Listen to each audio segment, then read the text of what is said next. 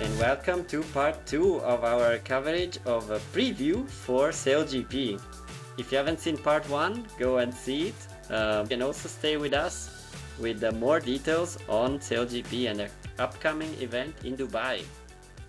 So let's move on from the boats to the teams, right? Has there been any news, Big House, regarding the teams? Yeah, we have some rumors, with respect to a certain Italian team that will be competing in the SailGP in the next season. But we have still not an official announcement for the team. But basically, is well known that an Italian team guided by Jimmy Spithill will be on the first lineup in Dubai for the next season. But there are a lot of rumors on the internet, about the possible talents that will be on board, like Ruggero Tita or Caterina Banti, that have been competing in the Olympics in the class NACRA 17, and they are both double gold medals. So there will be probably a lot of news in the upcoming future, and we will all get to know more about this Italian team, and we can't look forward. So we're dying. We are dying to know more about this team. I really hope.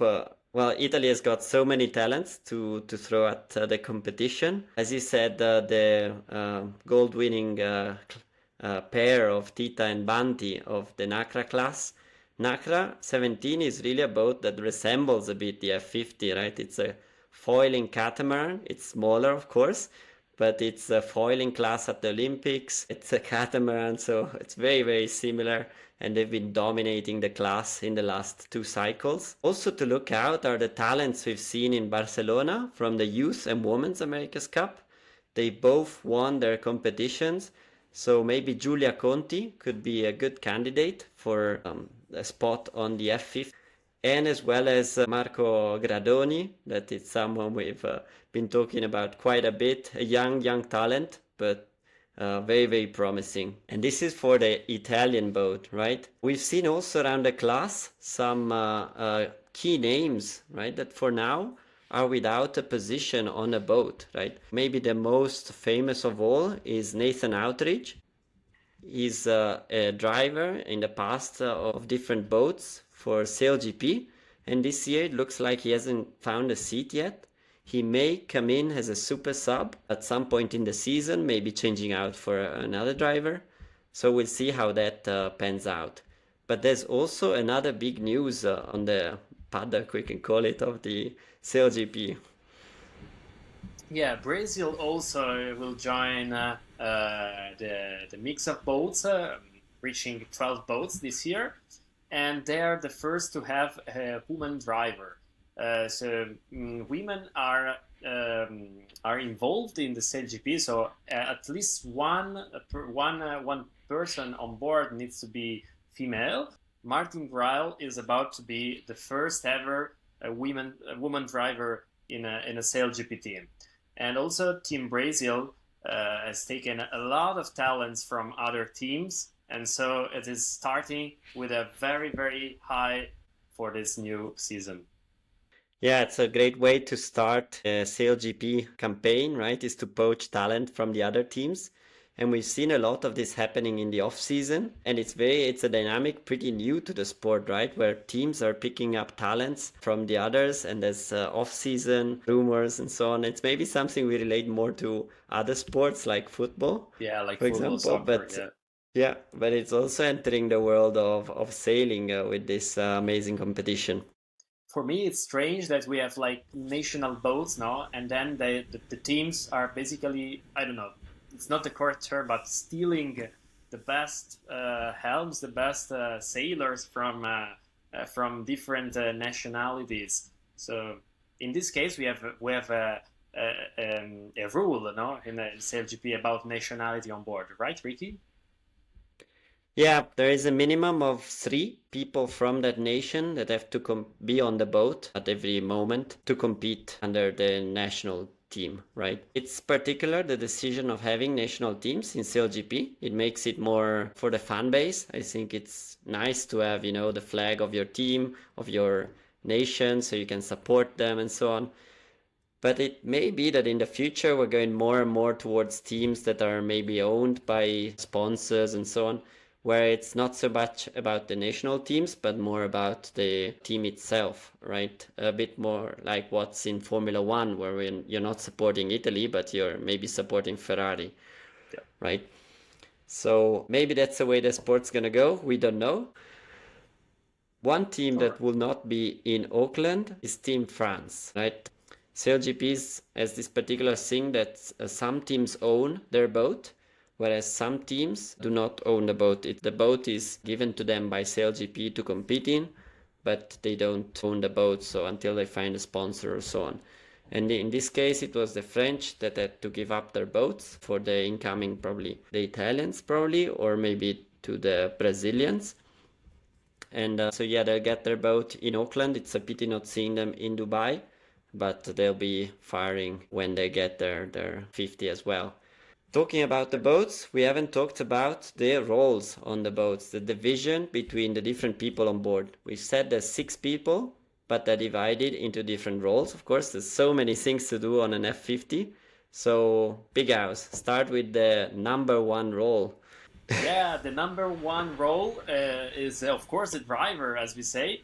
And since there is a lot of action in this very, very short races of 15 minutes with a very short course and a lot of boats, basically everything is so fast that the driver is even very, very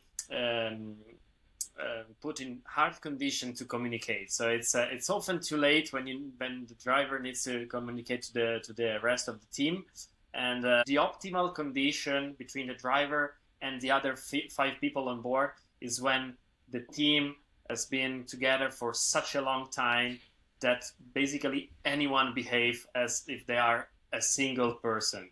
So, and that's the key of a good team to work, because the boats are crazy fast. Yes, and just behind the driver sits the strategist, always talking in the ear of the driver.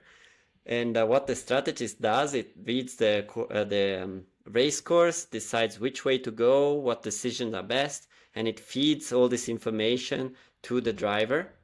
SailGP made a very good introduction video for the season outlining all these roles, and it was very, very interesting to see what the task is of the strategist, especially, I think, when the strategist has to give a lot information to the driver or little, because maybe they realize the driver is really busy with rounding the mark or something, the maneuver.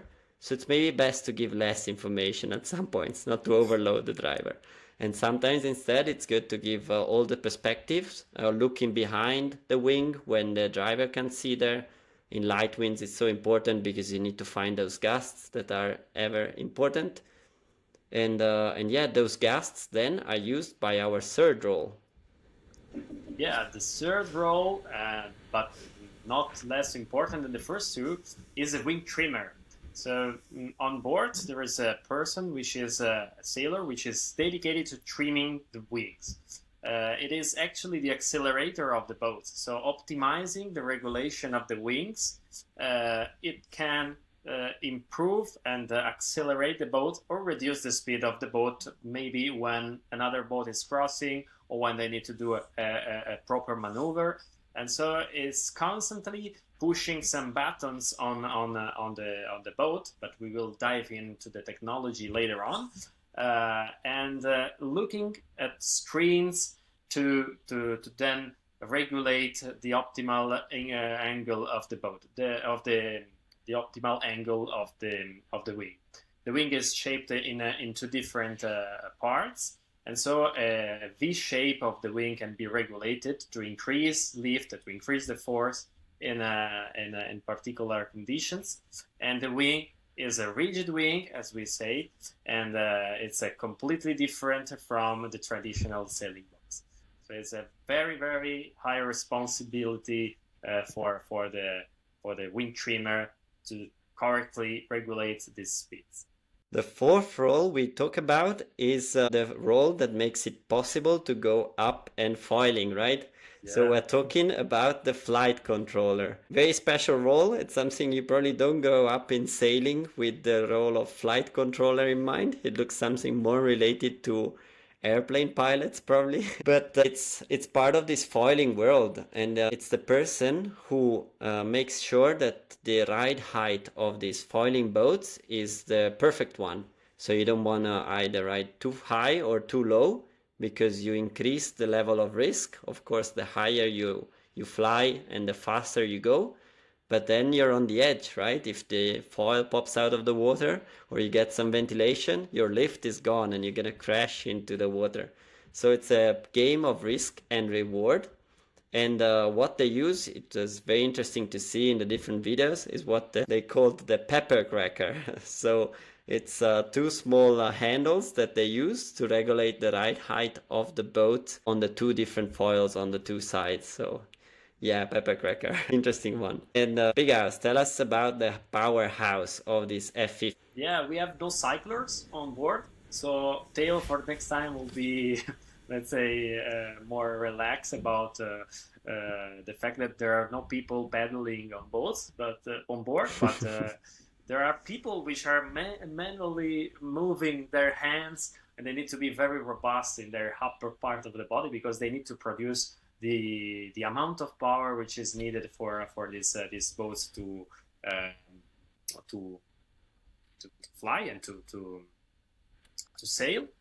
There is not so much power requirement with respect to the boats of the America's Cup that we have seen, but still, this two people need to push a lot with their hands on these levers and in these winches to allow the boat to be able to control the jib, to control the wing, and to produce all the energy which is required to move the different actuators on board. Yes, we've gone through all the different roles, and something that really stands out is not only they have their own task, but then they have a whole set of buttons they have to press to regulate other kind of things. Like the driver also has pedals to have the foil boards go up and down, right? You just said it, the grinders not only have to be pushing all the time, but they also have to regulate how the jib is open or released. Yeah, so really all these people are at the same time multitasking. They're flying so fast, all the gusts and water flying over them. And then they also have to communicate between each other to execute perfect maneuvers and perfect strategy to win the race. So it's really amazing, this crew. And one thing we mentioned in this episode, and we want to state here again, is that you also have one woman per team on board. The goal of SailGP is to get gender balanced teams one day of 50%,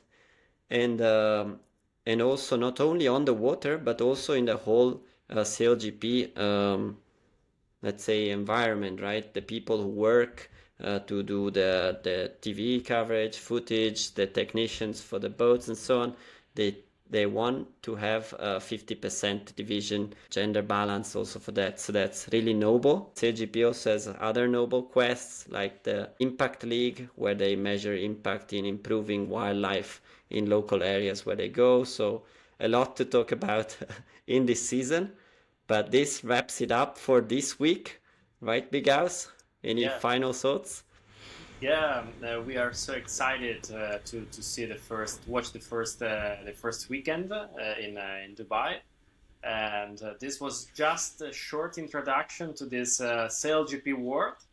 We will be focusing a lot on this sailing competition, and hopefully by the end of the season, you also will be so excited about this fantastic world of the SailGP. And we hope maybe in the future to also be able to attend like a SailGP weekend in person maybe do some interviews. Who knows? Everything is in the Yes, for sure. We'll have something in store for the listeners in the future, and yeah, everybody's gonna be supporting their own team in the upcoming racing, and finally we can talk about some racing on SailGP. So on that note, see you all next time when we will talk about the first event, Dubai, of SailGP.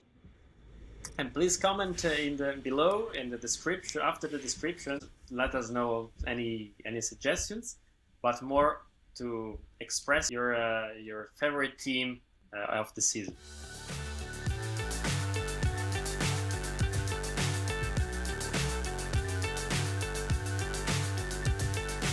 Remember to follow us on Spotify, Apple Podcast or YouTube, and please comment to let us know which topic you would like to be covered more in our podcast.